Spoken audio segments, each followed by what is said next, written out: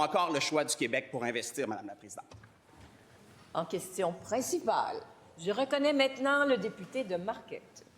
On va revenir dans les coupures, Madame la Présidente. Moi, ce qui vient me chercher, et probablement aussi à la ministre responsable des Sports, c'est ce témoignage bouleversant d'un entraîneur d'une école secondaire de Repentigny qui disait, je cite, « J'ai des jeunes qui pleuraient quand on leur a appris ça. » Alors, Madame la Présidente, ces jeunes pleuraient parce qu'ils doivent quitter leur équipe sportive faute de moyens.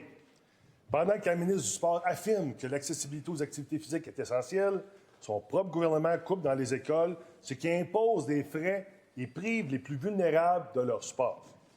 Madame la Présidente, comment la ministre peut-elle affirmer vouloir rendre les activités physiques accessibles à toutes et à tous, alors que son propre gouvernement force aujourd'hui les jeunes à abandonner leur sport favori parce qu'ils n'ont pas les moyens de payer? Merci. Et la réponse de la ministre responsable du sport, du loisir et du plein air. Oui, merci, Madame la Présidente. Je veux peut-être rappeler aux députés de Marquette ce que ma collègue en éducation a fait quand elle a eu les fonctions pour rétablir un petit peu un des enjeux qui faisait en sorte qu'effectivement, c'était plus difficile avec les ETC. Donc, des assouplissements qui font en sorte que les ETC peuvent être déployés pour pouvoir, entre autres, organiser le sport parascolaire. Mais je veux juste rappeler aux députés de Marquette tout ce qui a été fait depuis qu'on est en position pour l'accessibilité dans le sport. D'une part, les budgets qui ont été accordés pour les dépenses en sport loisirs plein air ont augmenté de 127 % depuis qu'on est au gouvernement. Donc, là-dedans, il y a des mesures comme les boîtes circonflexes pour de l'équipement sportif. Il y a des mesures comme le parascolaire qui est financé. Il y a des mesures comme de l'argent pour les parents, pour les programmes pédagogiques particuliers.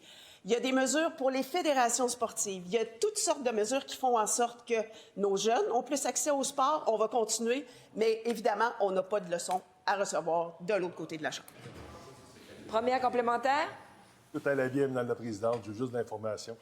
Pendant que la ministre félicite ses stratégies en conférence de presse, des enfants pleurent dans les gymnases de nos écoles parce qu'ils doivent quitter leur équipe.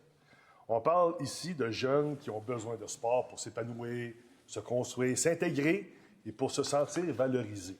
Madame la Présidente, est-ce que la ministre peut au moins admettre que ces beaux discours ne servent à rien si son gouvernement laisse tomber ceux qui en ont plus besoin du sport pour s'épanouir?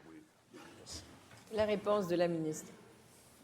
Oui, encore une fois, je répète que plusieurs mesures sont en place pour faire en sorte que nos enfants, toutes nos clientèles puissent avoir accès au sport. Je répète que ma collègue a fait des assouplissements dans l'utilisation des ETC, donc c'est ce à quoi on fait référence. Puis il nous parle d'un article là, qui a paru il y a à peu près 2 mois. Donc, depuis ce temps, il y a des choses qui ont été modifiées, de l'assouplissement dans l'utilisation des ETC. Alors, encore une fois, je répète, toutes les choses qu'on a mises en place pour faire en sorte que nos jeunes bougent. Je peux vous parler aussi des infrastructures sportives qu'on a financées comme jamais ça a été fait auparavant. 1,16 milliard qui ont été donnés pour des infrastructures, 1500 projets. Alors, on va continuer d'aider nos jeunes pour... Deuxième